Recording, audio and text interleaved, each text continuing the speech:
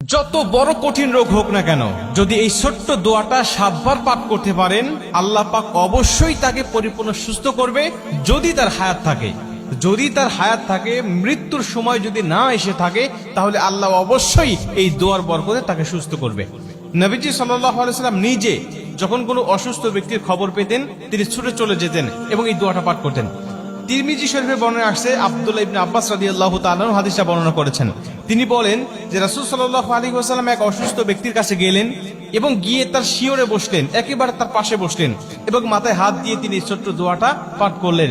এবং নবীজি আমাদেরকে উদ্দেশ্য করে ডাক দিয়ে বলেন, শোনো, এই দোয়াটা যদি কোনো ব্যক্তির কাছে গিয়ে, যদি কোনো মুমূর্ষু ব্যক্তির কাছে গিয়ে, যদি কোনো অসুস্থ ব্যক্তির কাছে গিয়ে এই দোয়াটা তোমরা পাঠ করতে পারো, আর আল্লাহ যদি ওই সময় তার মৃত্যু না লিখে থাকে, তাহলে অবশ্যই আল্লাহ পাক এই দোয়ার বরকতে তাকে সুস্থ করবে, তাকে শেফায়ে আজেলা কামেলা দান করবে।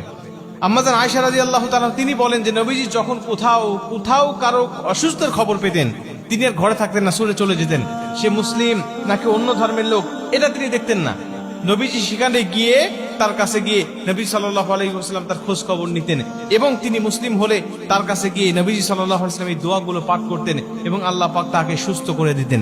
এই দোয়াটা পাঠ করার বরকতে আল্লাহ পাক তাকে সুস্থ করে দিতেন। দোয়াটি হলো ছোট্ট দোয়া, আসআলুল্লাহাল আযীম রব্বাল আরশিল আযীম আইয়াশফিয়াক।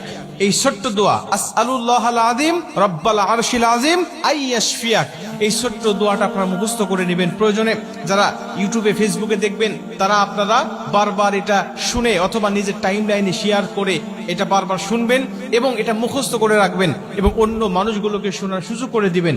এই ছোট্ট দোয়াটা আপনি যে কোনো মুমূর্ষু ব্যক্তির কাছে গিয়ে আপনি দোয়াটা পাঠ করবেন। অথবা অনেক মানুষ কিন্তু আমাদের কাছে দোয়া চায় যে আমি অসুস্থ আছি, একটু আমার জন্য দোয়া করেন। তখন আপনি দোয়াটা পাঠ করতে পারেন, আসআলুল্লাহাল আযীম রব্বাল আরশিল আযীম আইয়াশফিয়াক।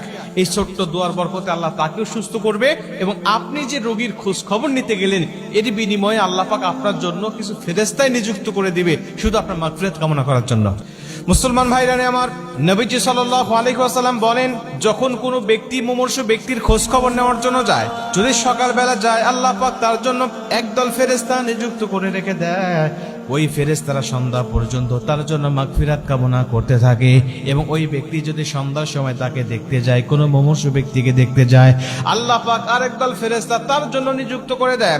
ফজর অবধি পর্যন্ত আল্লাহ রব্বুল আলামিনের কাছে ওই ফেরেশতারা ওই বান্দার জন্য আল্লাহ রব্বুল আলামিনের কাছে মাগফিরাত কামনা করতে থাকে। আপনি তার খোঁজ খবর নিতে গেলেন, সে অসুস্থ ব্যক্তির, এই খোঁজ খবর নিতে যাওয়ার কারণে আল্লাহ আপনার জন্য ফেরেশতা নিযুক্ত করে দিচ্ছে আপনার জন্য মাগফিরাত কামনা করার জন্য, এবং যাকে দেখতে গিয়েছেন আল্লাহ পাক তাকেও আপনার দোয়ার বরকতে তাকে পরিপূর্ণ সুস্থতা দান করতেছে।